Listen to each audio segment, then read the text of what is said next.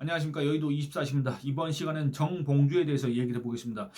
정봉주에 대해서 얘기할 이런 영상 이걸 찍게 될 거라고는 전혀 상상을 못했습니다. 저는 그리고 이 정봉주의 이 논란에 대해서도 뒤늦게 알게 됐습니다. 왜냐하면 제가 지금 마감 중이라서 이 모든 기사를 다 제때 이렇게 챙겨보지를 못하고 있었고, 그리고 정봉주가 이제 박용진을 상대로 해서 그 박용진이 하위 10% 봐서 그 점수가 깎였지 않습니까? 그 덕분에 이제 공천이 확정됐다. 요거까지는 제가 듣고 알고 있었는데, 이 정봉주가 무슨 뭔 폐륜적 발언, 막말, 논란 이런 것들이 제기가 됐다. 그래서 상당히 곤란한 지경에 빠졌다. 이건 제가 조금 뒤늦게 알았습니다. 그런데 그걸 다들 기사로 접하셨을 텐데 못 접하신 분들이 또 계실 것 같아서 제가 그 내용을 살짝만 언급하면 이렇습니다. 2017년 6월 14일에 정봉주가 자기 팟캐스트 정봉주의 전국구라는 그 팟캐스트에서 DMZ에서 발목질을 밟으면 목발을 경품으로 주자, 이런 발언을 하면서 엄청나게 크게 웃었다고 합니다. 그 자막을 읽어보면 이렇습니다. 이때 당시에 출연했던 자들이 누구냐면 정봉주, 최강욱.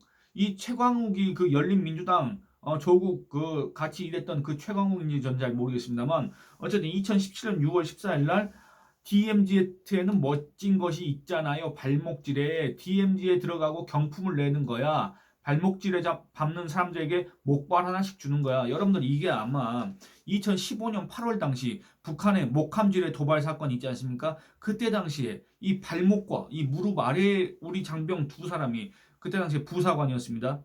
이 두 사람이 이 발목 아래가 잘리고 무릎 아래가 잘려서 장애를 입었습니다. 상당히 심각한 부상을 입었습니다. 그때 당시에 여러분들 그걸 어떻게 기억하시냐면은 그때 당시에 북한이 상당히 뭐랄까 여기에 대해서 도발적으로 나왔습니다. 그래서 박근혜 대통령이 거기에 대해서 강경하게 대응을 했습니다. 저기 대북 방송 실시하라 했습니다. 그때 당시에 김관진 그때 당시에 국가안보실장인가 그 사람도 엄청나게 강골 아닙니까? 그렇기 때문에 이렇게 우리가 기존에 대한민국 정부가 북한에 대해서 저자세로 나가고, 특히 김대중, 노무현 뭐 이런 사람들은 거의 뭐 굴복하다시피 했다, 이런 비판을 받는 와중에 박근혜 대통령과 김관진 이런 사람들이 그 원칙적인 대응을 하니까 북한이 깜짝 놀래가지고 얼른 그때 누굽니까? 황병서, 그다음에 김양건, 그리고 또 하나 누구지? 최룡해인가? 뭐 그렇게 내려 보내가지고 애걸복걸했지 않습니까? 제가 그때 예전에 김관진 장관 그 만나서 그 얘기를 들어봤었는데, 그때 당시에 황병서가 너무나도 불쌍했다, 이런 얘기를 제가 들었습니다. 왜냐하면 여기에서 만약에 박근혜 대통령과 김관진 이런 사람들의 원칙 대응 이런 거에 대해서 아무런 성과 없이 북한에 돌아갔다가는 김정은이한테 목이 달아날 거 아닙니까? 실제로 황병서는 숙청을 나중에 당했긴 했습니다만, 어쨌든 그렇습니다. 그 목함질의 도발 사건 때 무릎 아래, 발목 아래를 잃은 우리 군인들, 나라를 지키기 위해서 최전방에서 북한과 대치하고 있다가 그 북한의 도발에 의해서 부상을 당한 그 군인들의 부상을 갖다가 이렇게 조롱하고 비웃고 웃음까지 터트리면서 그 밑에 자막이 있습니다. 히읗 히읗 히읗 계속 이게 연결되어 있습니다. 그거 얼마나 재밌게 신나게 크게 웃었다는 얘기입니까? 여러분들, 나라를 지키는 그 군인들을 갖다 조롱하는 사람을 우리가 공직자 자격이 있다고 할 수가 있겠습니까? 공직자 자격은커녕 우리나라의 국민의 자격이 있다고 우리가 인정할 수 있겠습니까? 이런 자가 제1야당의 공천을 받았다. 여러분들, 공천이 뭡니까? 공직 후보자 추천입니다. 공직 후보자 추천. 이런 자가 공직자는커녕 공직 후보자로 추천받는 이런 현실에 대해서 우리가 어떻게 인정을 할 수가 있겠습니까? 그렇지 않습니까? 정말 이거는 폐륜적인 발상이고 폐륜적인 발언입니다. 물론 또 이런 반문을 하실 수도 있습니다. 아니, 정봉주고 옛날에 김어준이하고 몰려다니면서 나는 꼼수다 그런 걸 했던 애한테 뭘 기대하느냐. 그렇습니다. 그때 당시에 김용민이라고 있었지 않습니까? 나는 꼼수다에서 그 김용민이가 그때 당시에 또 뭔 얘기했습니까? 아주 이자도 폐륜, 막말, 이거 아주 전형적인 자인데, 2012년에 이 사람이 서울 노원갑 후보로 나왔습니다. 그때 당시에 김용민의 맞상대였던 새누리당 후보는 누구였냐? 이노원 전 노원구청장이었습니다. 이 사람이 김용민의 막말 이런 것 때문에 이제 국회의원이 됐는데 여기 험지인데 됐습니다. 그때 김용민이가 어떤 게 문제가 됐냐면 2014년 11월 달 인터넷 방송에서 북한군이 미국 본토를 침략해야 된다. 테러 조직을 사서 오사마 빈 라덴처럼 테러를 해야 된다. 미사일을 날려가지고 자유의 여신상, 그러니까 이제 이 학문을 가리키는 이제 비속어, 여기에 꽂히도록 해야 한다. 또 2005년도에 2월 달에 인터넷 방송에서 뭐라 했냐. 우리나라 호주제 이것들을 갖다가 언급하면서 부인하고만 그러니까 성관계를 가리키는 비속어입니다. 치라는 법은 없거든요.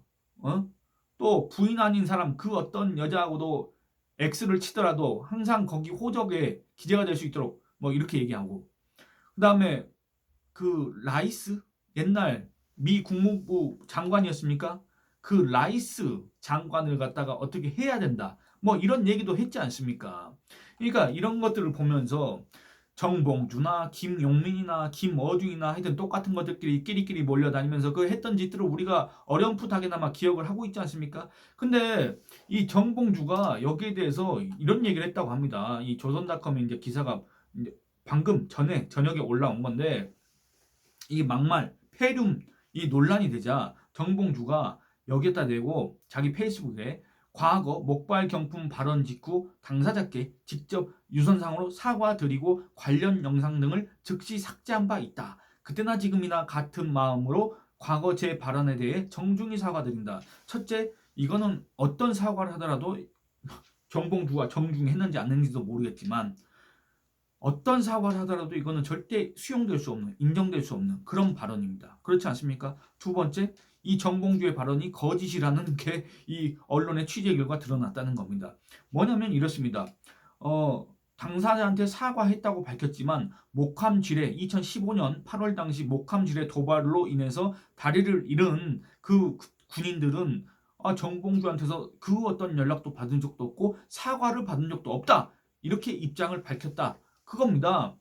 그걸 한번 읽어보도록 하겠습니다.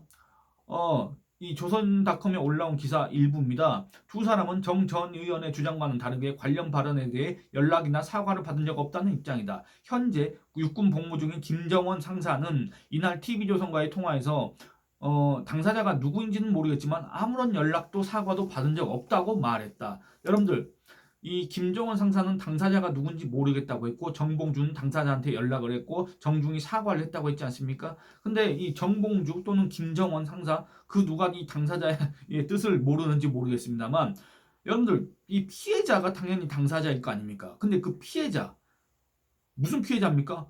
조롱과 멸시, 비웃음의 대상이 됐지 않습니까? 어떻게 보면 나라를 지키기 위해서 우리 군인으로서 나라를 지키다가 자기를 희생한 거 아닙니까? 그런 사람을 조롱한 거는 그 군인으로서의 명예를 훼손한 거 아닙니까? 글쎄, 명예훼손도 종류가 있겠지만은 군인의 명예를 훼손한다. 그것보다 치욕적이고 그것보다 모욕적인 게 어디 있겠습니까, 세상에.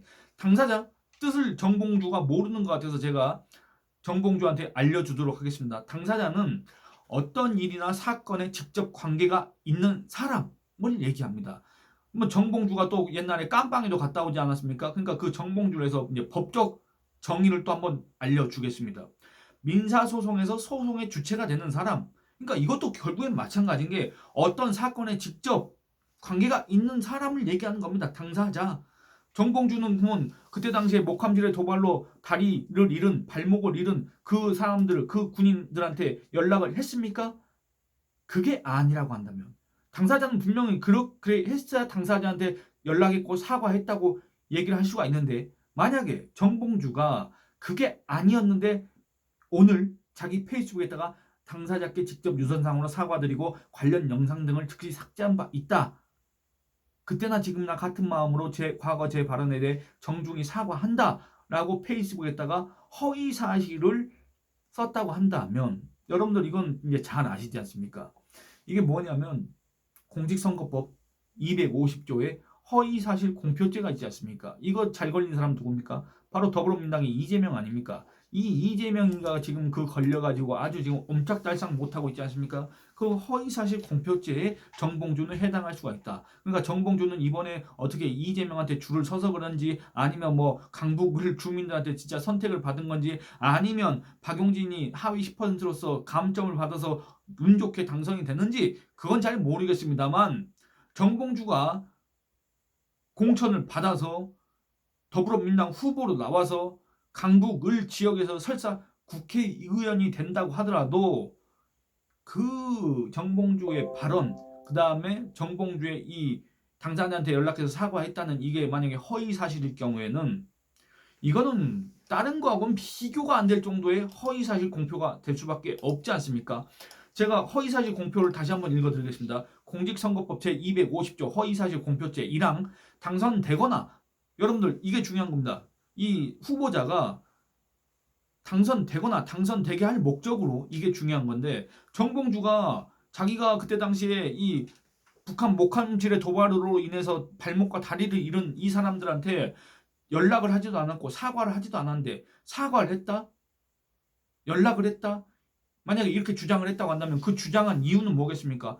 아니 그거 해명을 안 하고 있다가 그거 무마 못 시키면은 떨어지니까, 선거에서 떨어지니까, 낙선하니까, 그러니까 자기가 당선되거나 당선되게 할 목적으로 얘기한 거 아닙니까? 연설, 방송, 신문, 통신, 잡지, 벽보, 선전문서, 기타의 방법으로 후보자에게 유리하도록 후보자의 배우자 또는 직계 좀비속이나 형제자매, 출생지, 가족관계, 신분, 직업, 경력 등, 그리고 또 재산, 여기가 중요합니다. 행위